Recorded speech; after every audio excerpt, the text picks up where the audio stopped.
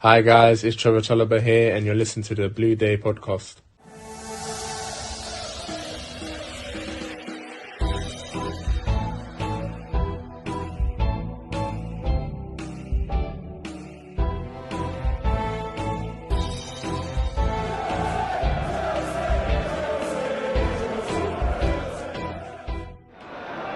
Neil. McDermott. And Lee. And away goes Rhoades Brown.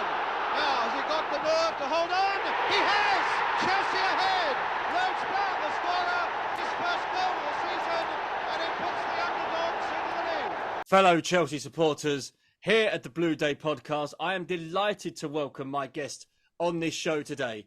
He made a total of 109 appearances for the club, scoring 5 goals. He played alongside the likes of Mickey Droy, Colin Lee and Colin Pate. Here is Peter Rhoades Brown. Peter, lovely to have you on the show. How are you? I'm good, thanks, Keith, and thanks for inviting me. Something I love talking about, my career, my life and stuff. So, this could be fun. Well, hopefully you're going to enjoy it. That's the main thing. I want to start the interview, as I have done with my other guests, Peter, by asking you what are your earliest memories of getting involved in football, whether it was as a kid or whether it was as a player. What are your earliest memories of falling in love with the game? I think you look at the photographs that we have, the old black and white photographs back in the day, and almost every photograph I've got a ball under my arm or I've got a ball at my feet. So that was an early thing. I'm one of 3 boys. I'm the youngest of 3 lads. And my mum and dad were quite sporty. Dad was a footballer, actually. 2-footed winger, something that I wasn't, but a 2-footed winger. And he was on the Arsenal books. But he got over that in the end, Keith. Yeah. But he didn't. He got as far as the reserves and then had an injury and then I had to pack up the game. That was just like post-war. So sport was always big in our family. So, but I just love. I played football from the age of 6 and 7, and just down the streets as we all did, and down the park, and and then I just gradually got better and better, and enjoyed my Saturday, my school football, my Sunday football, and it just progressed from there. Who were your footballing idols growing up? Bit of George Best. I love watching Bestie. He was doing the Saturday morning program as well. I remember. There was it was just some great players. Later on, it was people like your Aussies and stuff. I'm not being cheesy, but Osgoods and stuff. And I ended up playing with him for a short time, and he came back for the second time. But again, that's for later on in the interview. But I like watching John Robertson, Dave Thomas. Sort of those guys, just wingers, just gifted wingers with great feet. I remember Dave Thomas never wore shin pads, and Everton and QPR, and just great players like that. Really, just gifted players. Is it because of that it made you want to become a wide player? That you wanted to sort of maybe have that in your locker, that you think, okay, I can do that? I don't know. I was county champion sprinter, so I was 100-meter sprint champion when I was at Teddington School. I was the fastest in Surrey. I enjoyed my athletics, as my brother was an English champion as well. He's another sprinter, but he couldn't kick for toffees, but he could run for England, literally. So no, I played centre forward everywhere. Everywhere I played for Hampton Rangers or for Teddington School or for the district or for the county, I was a striker because I was quick and I get it over the top. And 9 times out of 10, which you won't believe if you listen to this, you're a Chelsea supporter, if you're listening, mate, lads, 9 times out of 10, I'd finish. that all went by the wayside at some stage later in my career. But just because I was quick and a lefty, I don't know. I just stood out a little bit more than some of the other lads, I suppose. Now, you came through the ranks at Chelsea in the 70s. What was it like back then, being involved with the youth setup, but then hopefully building up towards playing for the first team? Well, it's a bit of a legend, actually, because when I was at primary school at Hampton Hill, Bill Nicholson at Tottenham asked my dad if I could go and join Tottenham. My dad said no. And Chelsea asked when I was 11 as well, and Dad said no, unbeknown to me. And when I got to secondary school, I was playing for Hampton and playing quite well, doing all right. And then Chelsea came in and asked me again or asked my dad if they could get permission to give me a trial. So I went down. I went down to Mitcham, down at the old training ground at Mitcham there, and joined. Had a Sunday, had 2 or 3, 4 games, scored loads of goals. One of those days, Keith, where everything just fell in place. Scored loads of goals, enjoyed it, and then straight away, I think Dario Guardi was there and Ken Shellito was there, and some good names. And they asked me to go and train, and so I trained from the age of 12. Tuesday and Thursday nights at Mitcham. Sometimes we went to the bridge and trained in the car park at the back. I just travelled on the train and the buses and the underground on my own, 12 years old, crazy. And then Mum and Dad picked me up afterwards, did that. Played for Chelsea in the school holidays. Still playing for my local Sunday side, which you could do in those days, but not now because obviously academy statuses and stuff. So, yeah, and just got to the age of 15 and then just enjoyed myself, just loved playing with some of the youth team boys there, and then got to 15 and a window of opportunity opens. It still does now. So Chelsea offered me a 2-year deal to take me to leaving school, but so did Palace, QPR, Arsenal, and Tottenham were chasing me at 15, which is nice, which is fantastic. Which was very confusing for a 15-year-old boy because I was a blue. From then on, I was a blue. So I turned down Tottenham and Arsenal straight away. Too far to go. Went to Palace. Went to Palace for a week. I went to QPR for a week.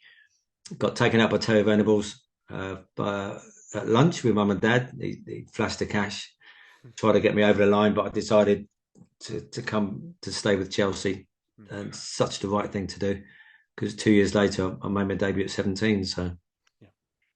And you'd make your debut for Chelsea against Wrexham in December of 1979. Yeah. It was albeit from the bench, but what do you remember about that game? And what a great moment that must have been for you, as you said, 17 years old and coming on for Chelsea. Well, when I signed the apprenticeship. Ken Shellito was involved with the club then, and he came around and signed me apprenticeship. Danny Advanced-Flower was the manager. I love Danny. We all love Danny. So Danny was the manager, and then I had a year under Danny. Did really well. Did my first year, and he signed me pro after 1 year. I didn't have to do any jobs, so all my other 2-year apprentices that I'd signed with were still cleaning boots and toilets and stuff, and I'm just going home early, but. To be fair, I did do my jobs as well. So I was a first year pro, and then Jeff Hurst took over in September '79, and I was doing all right. It was just I'd gone from centre forward to left wing in the youth team when I played with Chelsea youth team boys at Molesey. I was playing centre forward and scoring goals, and then Gary Donnellan came in, and a couple of other guys came in, and I got pushed out to the left, and just started to run past fullbacks and. I was doing all right, so that ended up being my position, I think. And then Jeff Hurst and Bobby Gould came in, and then I got told to travel up as kit boy. In those days, it was 1 sub and 1 kit boy, and I travelled up after Christmas, December the 29th, overnight at a hotel, getting it ready with Norman, getting all the kit ready and everything else like you do. I loved it. It was just. I was only young, and you got your Mickey Joys and your Ron Harris's there, and Gary Locke, Ian Britton. Goodness me, it was fantastic. And Gary Johnson, Jono was sub, so woke up in the morning. Gary Johnson's food poisoning, so I got promoted from kit boy. No, hang on, I was still kit boy because it was just me, and I was sub. So Hursty just said, obviously do all your jobs with Norman, but you're going to be sub today. We were 2-0 down. I think Dixie Dean scored a couple. 2-0 down on match of the day. And Jeff said, go on then, give me 20 minutes, go and enjoy yourself. So loved it. Just, yeah, and it was a long journey home, but it was good. And my uncle Morris, my Uncle Mole, taped it all on match of the day. And I went round there on the Sunday and watched myself. It was the weirdest thing ever, Keith, I'm telling you. Must have been a special moment, though. Yeah, good. Everyone was proud, and I think I made a phone call back home to say to Dad, "Don't go out down the pub because I'm on at 10:35." Hopefully I'll get on, and I did. No, special moments in your life. Birth of your kids or this, that, and the other, and different things. But special moments like that just stick with you forever. And Ron Harris, I came on for Ron as well, so that was another bit of a moment for me. He came off and shook my hand and said good luck, and really nice times. You mentioned Geoff Hurst. He was the manager at that point, sort of when you were starting to get regularly involved in the first team. What was he like as a coach?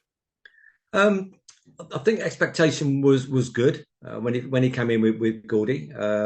He was a character. Bobby, but him and Geoff had obviously been at West Ham together, and they were not a bad combination together.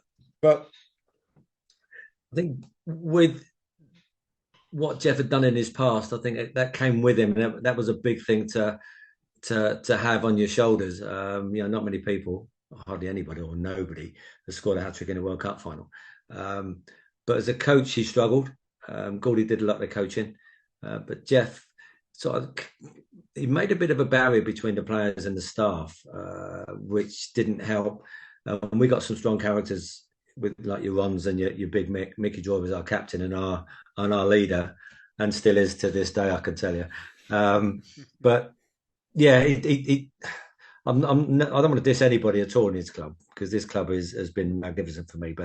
And obviously Geoff gave me my debut and and everything else. But I think he just struggled to get in his point of view and his the way he coached over to the players.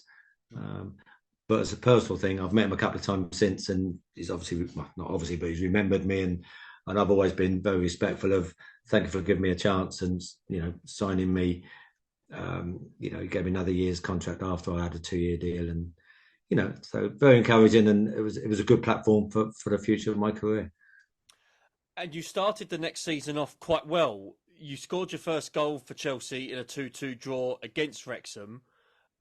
For you, this must have been a great feeling, finally getting off the mark for Chelsea.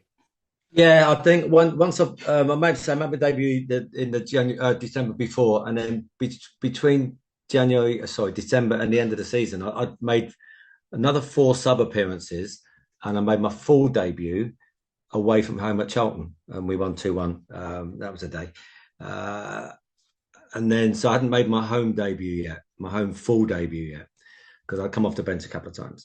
So yeah, red hot day, 16th of August. So remember these dates, mate. I can't remember what I had for breakfast, but I can remember these things. And yeah, played right wing. They set me up as on the wing, on the right, and I cut in and scored. It was a red hot day. I remember that. Mickey Phillips scored the other one. But again, scoring my first senior goal at the Bridge, first game of the season in front of, I wouldn't know, probably about 25, 30,000. Not too sure what the crowd was, but it was a big crowd. And I bet everybody went, "Oh, hang on, we found a goal scorer here." Little did they know. Little did they know. You did become a prominent member of the first team. Yeah. How key was it to have that confidence from your teammates, from the coach, and also from the fans, to have that for you going forward? Yeah. I think all players like the crowd to be on their side. There's nothing worse than them calling your name out and everyone gives a bit of a groan, but you've got to earn that, and I get that. And being wingers, you can either, I mean, we say even in these in nowadays, wingers can win you the game, but they can also lose you the game. But I would suggest that I was 100% player, because even though sometimes things don't go well for you, you're having a bad day, but I always used to dig in and work hard and chase back and tackle and stuff. So I'd like to think that the Chelsea supporters will say, even if I wasn't having a good day at crossing the ball, sometimes my distribution wasn't as good as it could have been. My work rate was fine, and I was a good team player. I played in front of Dennis Rowe for a couple of seasons, and I see Dennis every now and again, because he comes to Oxford United, where I am now, as a scout for Southampton and different clubs, and Leicester. And Dennis said I put 2 years on his career because he just said, Rosie, don't go anywhere, mate. You sit in front of me. So teamwork was a good. Team spirit was good. Mickey kept us together. You got players like Pate's, Chivs. Honestly, just you could go through the team walks. Johnny Bumstead. And then we had the thing, Keith. We had the wingers as well. So we had a little bit of a wingers union going on with Phil Driver. Paul Cannaville in the end, and Weepak came in, but it was me, Clive, and Phil Driver at the time, sort of thing. So we had a little wingers unit, and we generally played 4-4-2. Yeah, and it was just basic. This is what you should be doing: 4-4-2. Get it out wide, get the ball in the box to Colin and Clive, or Alan Mays, it's just people confuse the game sometimes too much these years. They overcomplicate it. Yes. Of course they do. Yeah. You mentioned the game against Wrexham. It was 20,000. Okay, that's not bad. That's not 20, bad. Yeah, that's good, man. That's from a Sunday, Hampton boy, a local, Chelsea boy, to go from Hampton Rangers with your mum and dad and a local dog, and then you've got 20,000 people watching you. Just nice, good days. That's put a little chill up my spine, man. In the turn of the year, Chelsea took a downturn in results, and confidence wasn't really there with results and even the performances. Why do you think that was? Was it a case of maybe players started to perhaps overcomplicate things, as we've just sort of discussed, or was it maybe some of the manager's decisions? What was it about? Because Chelsea, from a good point, just results-wise, just crashed down, and they ended up not getting promoted that season. Yeah, I think you probably nailed it. That it's, as players, we knew what we wanted to do, and we worked hard, and we had a bit of a game plan. But that's got to come from the management as well. And when things go wrong, you've got to dig in a little bit harder and a bit deeper as players. But you've also got to have some direction from the manager and have some belief. We had a few decent games. I remember the Watford game when we went and won 3-2, because that was when Jeff had booked a flight to Finland to go to want to sign some players, and we just went out and played out of our skin and won 3-2, and he cancelled his flight and said, I've got enough players here. But I think he probably booked another flight 3 weeks later. But it's got to come from the players, yeah. I believe in that, but you do need to have the right direction from behind. So I think we just struggled with support and direction from Jeff. I have to admit, there was one game in particular. It was against Newcastle at home. You can watch the full highlights on our channel. Colin Lee scored a hat-trick. Yeah. It was Lee's third goal. Your cross, and I was watching it back sort of earlier today. It was outstanding. It was such a great cross for that third goal. Everything at that point just sort of fell into place. It seemed, there was decent chemistry amongst the entire team, and things were looking quite well. But as you said, from whatever reason, confidence or something else, it was just a shame that period Chelsea didn't sort of push on and get promoted that season. I remember that game clearly, because I always remember all the good stuff, but also do remember the bad stuff, because I think it's important to balance your life out that way.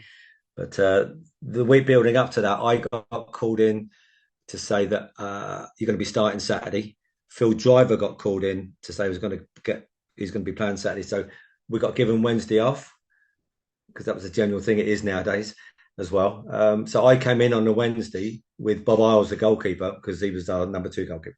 And I lived near Bob. So Bob Isles came into the bridge, and Phil Driver turned up as well to do some extra, and we hadn't planned it. So we just went out on there and just crossed the ball. Come Saturday, we were doing it with blindfolds on, because it was a good.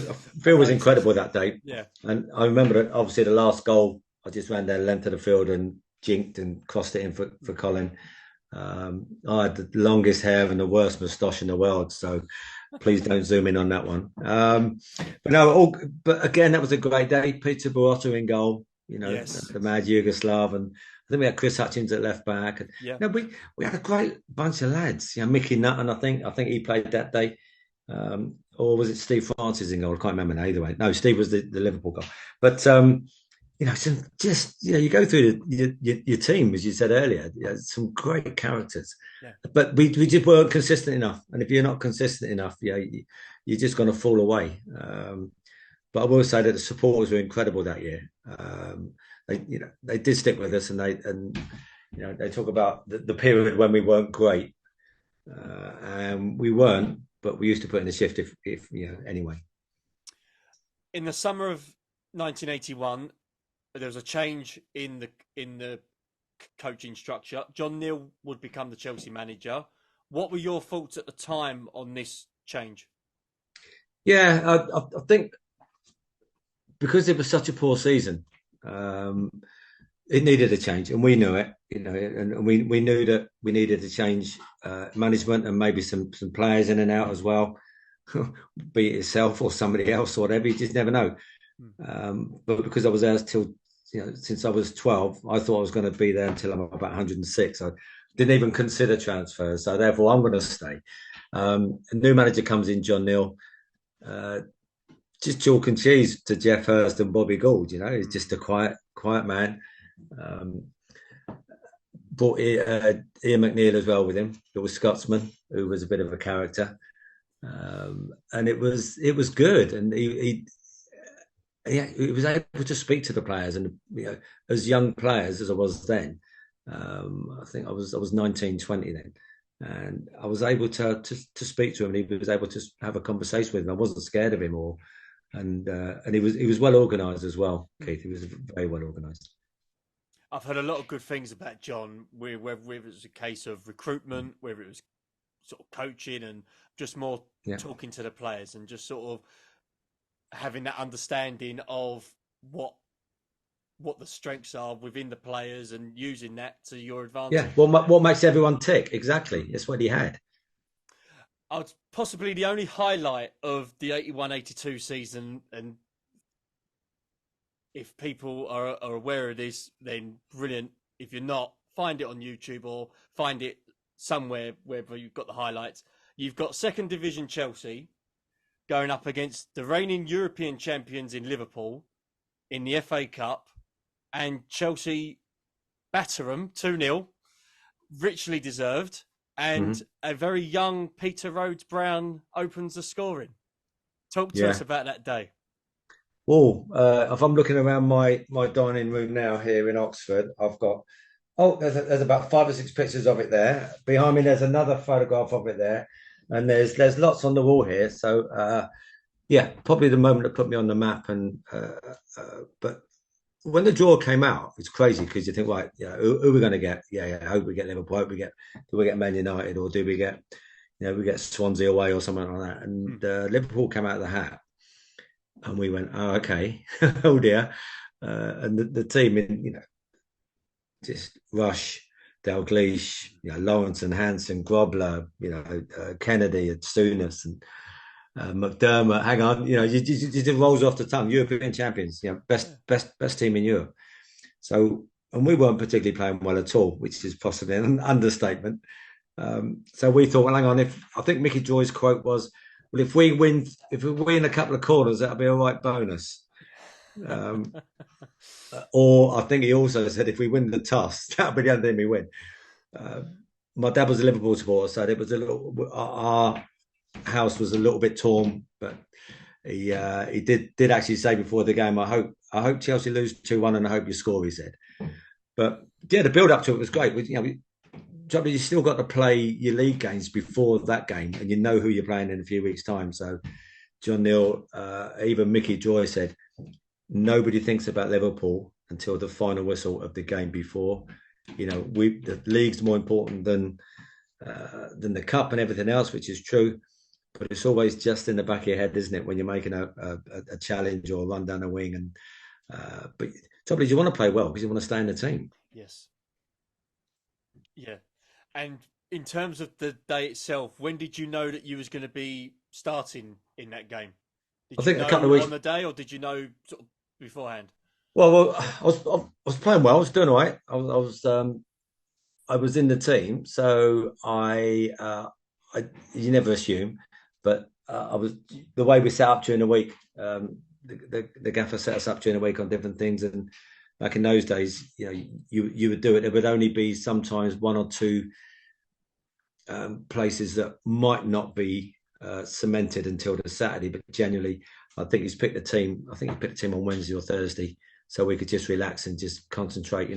Kevin Hales as well, just some great little players in there, and yeah, and it was a blooming good day. We turned up, and I think that was 48,000 crowd. I think that was quite a big crowd, or 42,000. Again, that's one of the biggest crowds I think I've ever played in front of. The atmosphere was incredible. The noise, I think meeting up beforehand, we used to meet up down Lily Road at Lily Hotel up the road and just have our pre-match meal together and do a little bit of team bonding, and then drive our cars, and driving the cars into the stadium and people just banging on top of your VW Beetle. It's just it's just unbelievable. You would just incredible. Just, whoa, Rosie, so no chance today, son. I said no, but we'll see what we can do. I'm going to try to get through the crowd. Great memories. And then we just kicked off and kicking away from the shed end, and we started off quite well. We started off very well, actually. But the game plan was, to be honest, just don't let them settle on the ball. Just work hard, and if you let them settle on the ball, we're going to come away losers. So just go in and just hustle together. And I just remember Toe poking the ball off Tay McDermott. Colin Lee's tapped it back to me, and I've just run near from the halfway line. I got one on one with Grobbler as he come out. I knew no one was going to catch me. I don't know if I've mentioned, but I was a champion 100-meter one, and there's no one's going to catch me, not even Hansen or Lawrenson. And I didn't hit it too well, but I hit it well enough, and it just crept in the far side, and possibly the worst celebration of a goal ever. But I hadn't scored many, so. But that was 6.5 minutes into the game, though, Keith. So we had a long way to go. Long way, yeah. But we took the game to them. We were still very good all game.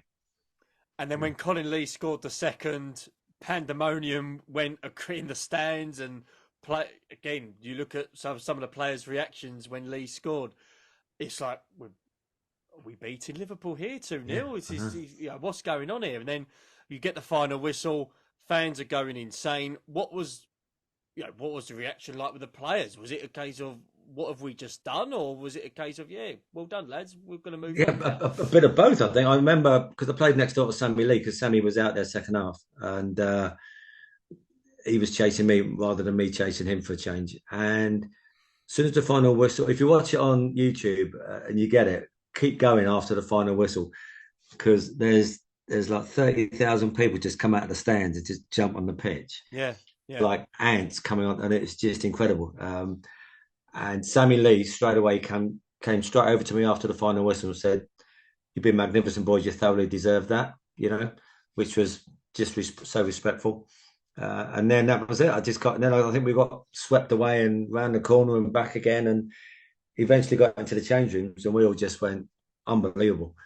And I think there's a few photographs of us in the change rooms just drinking water out of plastic cups. It might have been champagne. And we looked a little bit shell shocked. I think we did. And then we did interviews, and Brian Moore got me and everything else. And it was on the big match on the Sunday. And my dad was in hospital, actually, because I said it was a Liverpool sport. He had an operation on his brain, water on the brain. And he was in London hospital. So I left there and went up there Saturday night straight after the game. Didn't even go home. And then I went up there on a Sunday as well to see him. So, that went down well. So he was pleased, I think. Now, to touch on, obviously, that was one of the key highlights of your time at Chelsea. One of the sort of maybe the low points was at the time when Chelsea could have gone down to the third division at that stage. And it was that game against Bolton where Clive Walker scored that more important goal. Was there a concern amongst the boys with the results and with the fact that Chelsea weren't progressing as a club, that Chelsea could have gone down to the third division at that point? Yeah, no, the boys were so realistic. You can't hide away from what what you see and what you see in the papers and what we talk about. And it was, you know, it was, we've got to dig in here, boys. And, we did dig in, but we just couldn't score goals. We were putting in shifts, but we just couldn't score goals. And all of a sudden you lose 1-0, lose 2-1 and stuff. And we just struggled. We just absolutely struggled. And it wasn't for the want to try, and I can tell you, and again, all the supporters turned up. And I just remember that day at Bolton, it was, I was playing the week before, I think, and the week before that. So I was in the team. And then when John Neal came out and said, right, this is a team. And that's when we didn't know the team until, I think it's a Friday or a Saturday. I think it's Saturday lunchtime. And he named the team and he went, Rhodesy, you're going to be rubber dub. You're going to be sub today, son. Clive, you're going to be playing. So I went, and I just went, okay. I think I'm 20 now, 19, 20, 20, yeah, 20, 21. And I went, okay. And you put your hands up and go, okay, I'll come on and save the game or whatever. I'll do what I can. And then it rain. It was the worst. It rained and it was horrible. And the Chelsea boys are fantastic behind the goal. And Clive scored the goal and mayhem. And the rest is history. But yeah,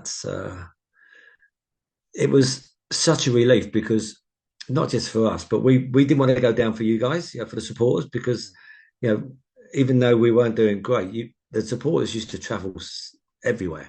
Miles. It was just incredible. Yeah. Miles. Just remember Joey's debut at Carlisle away. Was that season? I can't remember when Joey came in. It was like after that. Yeah, I believe so, yes.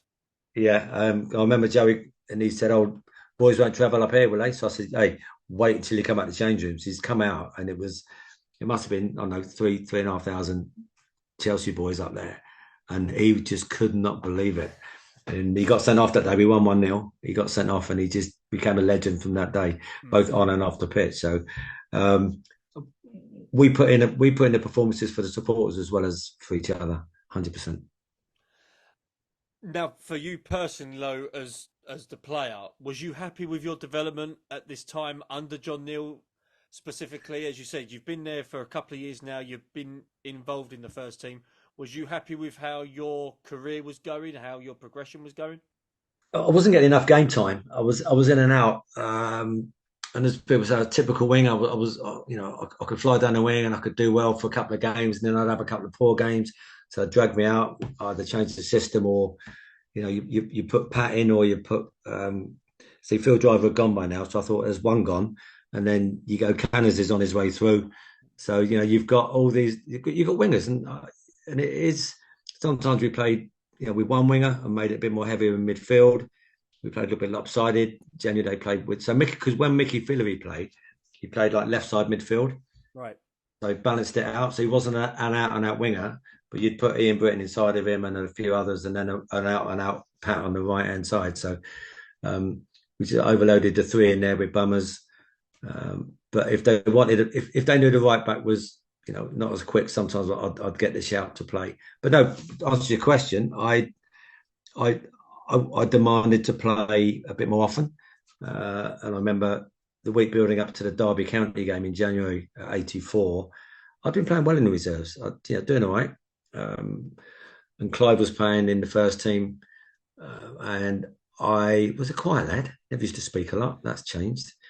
And I knocked on the door. I knocked on the door, John Neal's door at Stamford Bridge. I remember walking in now. Gaffer, can I see you? Why, hey, how are you, Rosie? You're a canny lad and all that. And I'll go, yeah, thanks, John. And I demanded to be on the team bus on the Saturday at Derby. And he went, hi, how's things? And I've gone, yeah, family's good, thanks. And because he was just a nice man, we've said that. And I'm just trying to be the hard man. I'm 20 years old, just trying to be 21 years old, just trying to be the hard man, which I wasn't, and I'm not.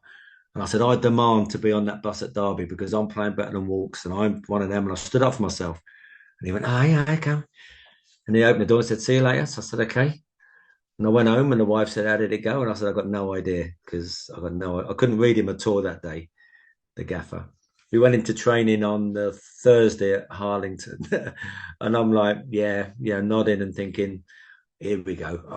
Now we're going to do a bit of set pieces and 11v11. I might be. Patey said, Rosie, don't get changed. Gaffer wants to see you. So I'm nodding and thinking I'm on the bus. He wants to tell me I'm at Derby. And he said, "Sit down, Rosie." He said, "Just thought I'd let you know that we've just signed Mickey Thomas this morning." And I went, "Oh, he's a good player. I like Mickey." And he went, "He's a left winger." And I went, "Oh dear, oh dear." And then the penny dropped, and I went, "Oh." And he said, "So Jim Smith at Oxford United has made an offer for you, 85 grand, and he'd like to have a look at you. And will you go off and have a chat with him?" And my first question was, "What league are Oxford in?" And he said, "They're one below, but they're doing really well." Because I was just blinkered as a Chelsea boy, mate, honestly. And so he said, "Go on in." So I just said, "I don't know what to ask for. I don't know what to do because I've never had a transfer. I just don't want to get stitched up." So John was great. Told me what to ask for, told me how much money to ask for, what payment to get, what else to be put on my contract. I just drove up the A40. Didn't have the M40 in those days. Drove up the A40, had a chat with Jim, and I signed the next day. So signed on Friday the 13th, and I didn't make the bus. I was on the bus to Lincoln with Oxford United, I'm afraid, not to Derby, but I didn't sign in time to play, so I missed the game. But yeah, so that was 40 years ago, which is incredible. Yeah, yeah, 39, yeah. near enough. It's Yeah. as you say, you look back on that sort of time when you see the dates, it's quite incredible. When you talk about that time when you heard that Mickey Thomas was coming in, as you said, the penny dropped, and you looked at the situation at any point during that time, because you saw the summer of '83, Chelsea were bringing in the likes of Dixon, Nedzwicki, and then they obviously brought in Mickey Thomas as well. Did you see that before that your future lied away from the club, or was it, as you said, as soon as John Neal said to you about Mickey Thomas, you was like, "I think this is time for me to go"? Yeah, other players are not going to be a threat to you. You know, Dixie was an added bonus to a winger. David Speedy, added bonus for winger. Just don't look up, just stick the ball in the box, and you got near post, far post, and we've had a few of them days, which was fantastic. And Eddie behind you in goal, and so until somebody comes in that's going to threaten your position, Keith, it's you just think you're going to be there. Unless, I don't know, because I've never been involved in any transfers before, I think. But as soon as he said, because he had Mickey at Wrexham, didn't he, before? So he knew him. So, but I didn't know that until the time. Like you definitely don't think clear when things like that happen. So I just went, maybe it is the right time to move. And it's, so I've been at the club for 10 years. As you say, 109 appearances. And some great days, some crap days, but there you go. That's life. You do the same when you're stacking shelves at Tesco. You have good days and bad days. So, but it was the right move. I don't know. I signed for Oxford, and we went promotion, same as Chelsea did that year. By the way, the day I left, Chelsea never lost a game that year. So you're welcome. that is, Mickey Thomas came in, and everyone said, "Oh, Mickey Thomas came in and we didn't lose a game." They should be saying, "You know what? Peter Rhoades Brown left and we didn't lose a game." So don't just give credit to Mickey. You got to give credit to the boy going the opposite way in the revolving door. Well, you've now brought it up on the show, so hopefully when people listen to this, they'll actually start to realise. So, no, Peter, fair play. We want to talk about current stuff now, if we can. Obviously, one thing that's been highlighted a lot over the last couple of years, and it's divided a lot of opinion, has been VAR.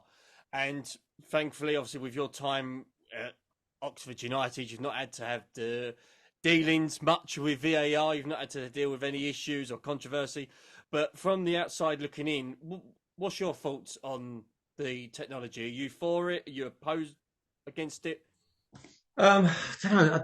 But it didn't cause any issues not having it in the past. That's what I'm saying. You've just got to trust. We're human beings. You've got to trust the linesman. You've got to trust. People make mistakes. Goodness me. But you do have to move on with technology and move up and get it in. But it's got to be done right. I think they should have done it maybe on the lower scale in the non-leagues or in League 1 and 2 back in the day, and then just trial it there rather than just bringing it straight into it, because it's. I spent an afternoon with Dermot Gallagher in Oxford a while ago and discussing all this, but it's some of it's been great for football, but most of it hasn't for me. If he's level, is on, and if he's not, it should be the simplest thing. But it's caused so much controversy over the years. Is it worth it? Possibly not.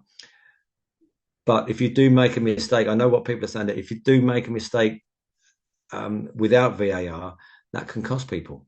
That can cost people promotion, which is millions and millions. It can cost people getting into the Champions League, millions and millions. So those decisions have got to be right. Jobs as well. Yeah, exactly. Yeah, careers, jobs, everything else. However, so I'm saying that it's got to be right. Got to be the right decision. So bring in VAR, but even VAR, sometimes they get it wrong, don't they? And they do. Even the top boys say that they've got it wrong. So it's not idiot proof, for certain.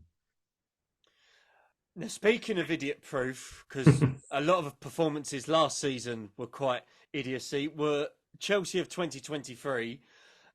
New manager, looks like a whole new team. A lot of young players, similar to your age and sort of around that sort of age of between 17 to 20 coming into the club. What's been your thoughts on the current day Chelsea? Obviously, we've let go of a few of the regular guys like Mount and Kovacic over the course of the summer. What's been your take on Chelsea of 2023? Again, you individually some great players. You can see that, individually got some tremendous players.